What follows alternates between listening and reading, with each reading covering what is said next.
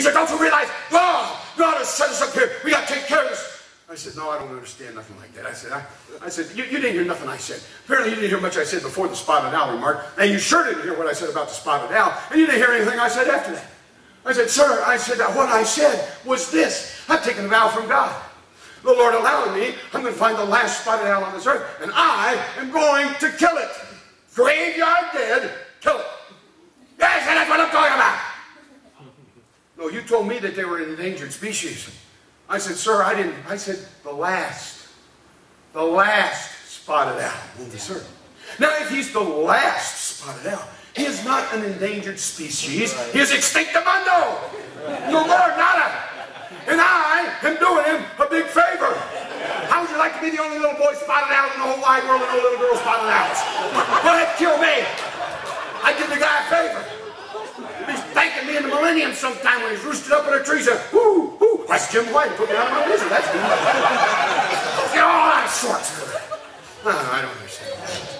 I'm telling you what, I'm no. Jesus, come back. It's soon promise. It's a sure promise. Notice it's a sudden promise. He says there in our text, he which testifieth these things saith, surely, surely, I come. Notice how he's coming quickly. Amen. Amen. When he does come, whenever that is, it's going to be sudden. Suddenly. How fast is that? Well, Paul said in a moment, in the twinkling of an eye. I don't know how fast that is, but that's pretty fast. If you're sitting here and you're lost and the Lord grabs us out here, everybody, they just appear to disappear. They're just gone. Twinkling of an eye. It's quicker than a blink. But I want to point out, you ever notice how things that happen suddenly, suddenly, without warning, are almost invariably, 100% of the time, they are very embarrassing and very unpleasant. Ever been surprised? Now, I love surprises. I do. I love surprises. But please don't surprise me. Don't jump out of the bush. Boom! I'm not responsible for what happened. I only had one surprise party thrown for me in my whole 62 years on this earth. And it was a surprise, a total surprise. I don't know nothing about it. I think it was my sister, I believe, and my brother, somebody kept me out, and they got everything ready. We came into the house. They said, all right, she said, now Jim, stand right here. Don't move. I will turn on the light. Under the auspices, we had to get something to take it to somewhere else. And so I was standing there, you know, it's pitch dark. I can't see nothing. And I was standing there having to figure out, I was trying to get everything cleaned out before she got the light on. And all of a sudden the light came on. 30 people standing. Surprise! Yeah, my friend, I shoved it right in my brain. Blood started gushing out. This guy close to him come over to give me a bear hug. I threw him over my shoulder. Crash! He's on my sister's coffee table, smashed it down. I threw some kid up into a lamp, busted the lamp. A kid that we had to take him to the hospital for his shoulder. It was an office mess, blood all over my shirt. I thought there was 35 minions in there. They're going to do me body harm. I was going bananas. I was going berserk. The light had blinded me. I couldn't see anything. I just went. It was embarrassing. I turned a wonderful celebration into a disaster. Never has anybody thrown a surprise party for me ever again. Embarrassing. And I'm telling you what, you ever notice a lot of things that are very unpleasant. Something happened suddenly. I was over in the country in Nepal one time, in a missionary, and in Nepal, it's a little country that borders south of China, and I think north of Pakistan or something. But I told him, I said, you know, I'd love to go to China. And at that time, I'd never been to China. He said, well, we'll have to get motorcycles. Drive up there. He said, you know how to ride a motorcycle? I said, do I know how to ride a motorcycle? I said, Evel Knievel's got nothing on me, pal. I had never been on a motorcycle.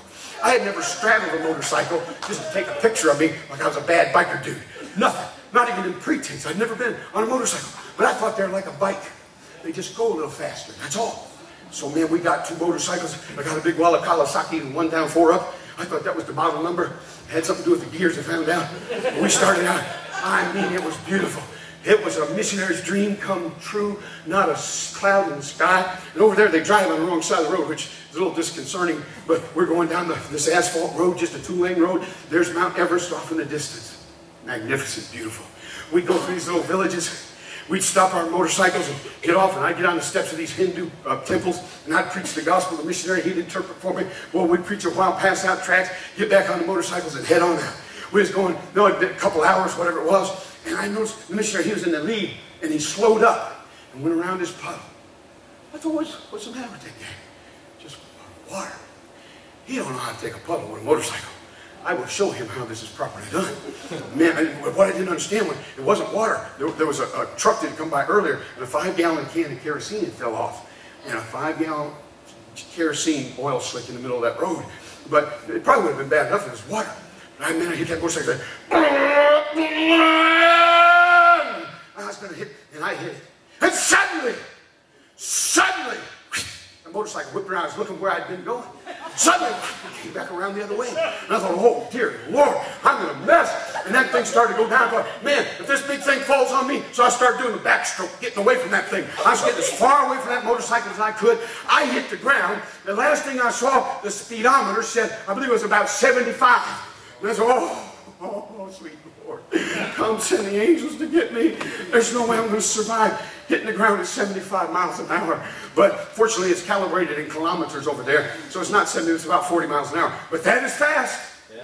That's real fast. When you ain't got nothing between you and the ground, but the seat of your britches, 40 miles an hour is pretty fast. And I hit on that oil slick and I passed up the motorcycle. I went right by. Man, I thought, well, this ain't as bad as I anticipated.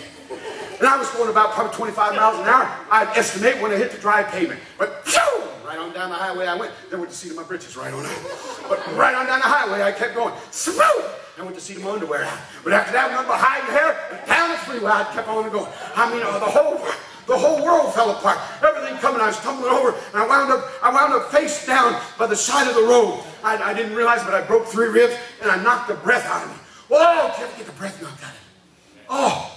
It's horrifying. The missionary turned around and he said, Brother Jim, he said, are you alive? I said, I could not. I was hitting myself in the chest. I couldn't breathe. I thought I was going to die. And I mean, I was hurting bad. And finally, I managed to get up. I managed to get up on my hands and knees. Oh, it was terrible. And all these little Nepalese folks, little villagers came out.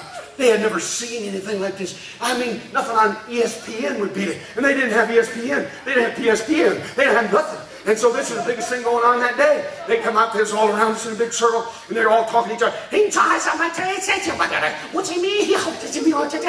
I have no idea what they're saying. But the missionary, he does. And he got up and came around and said, Brother Jim, he said, Preacher, you got to roll over. I said, roll over? I can't, I'm on fire. I mean, I ground up gravel and stuff in my body. I'm bearing my body today the marks of that episode.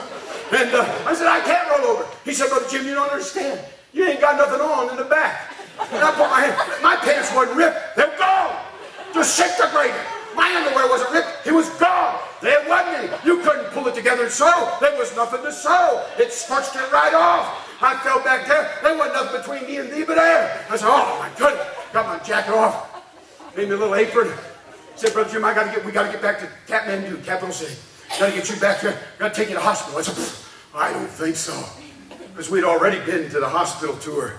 And over there in that country, if you get sick and go to the hospital, if you eat, your family going to feed you. Whatever you need, they're going to do it. If you got a hospital gown, they're going to provide it. Man, when you go, Mama goes, Daddy goes, Grandpa goes, the chickens goes, the cat goes, the dogs go. Honestly, I saw chickens running up and down the hallways and dogs. I said, this is a hospital. I said, no wonder these people got a lifespan of 13 years old. And all this stuff is ridiculous.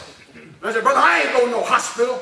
I said, I'll go in there with skinned up cheeks. I'll come out looking like Kim Lee with both legs flopped off above the knees. I said, it ain't going to happen. If I die, I die. He said, but preacher, you're open up to microbes that your body's not used to. I said, well, they ain't get used to it. They get more used to that than that hospital. I ain't going to that hospital. So I said, I'm going to China. We went up to China. Oh, I confess it was a rough day. We got back. He said, my wife will know what to do. We went in and explained the way more perfectly to her. She went out in the kitchen somewhere, came back with a gallon galvanized bucket, about a half a gallon of water in it. She poured some Tide washing powders in that gallon bucket. Oh, it gets worse than that, brother. Then she got some Clorox. She got a scrub brush and started swishing around. And then it was terrible. Oh, makes the hair stand up on the back of my neck now to think about it. And in the bucket, brushed her husband. We went upstairs. We went in the bathroom. He put down the commode lid and said, this kid had tears coming down his eyes. Brother White said, I hate to do it.